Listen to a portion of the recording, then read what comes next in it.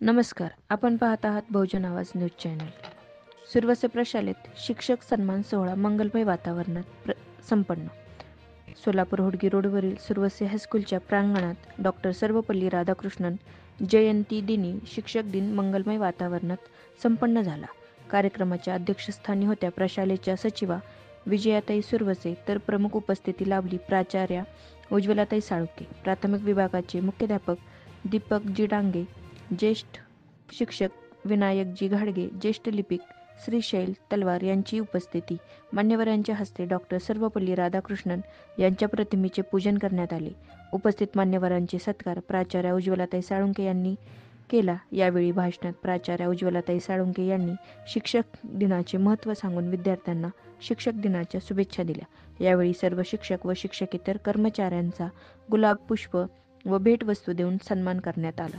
कार्यक्रमाचे नियोजन आरती काटीकर, शुभांगी सगर यांनी केले होते.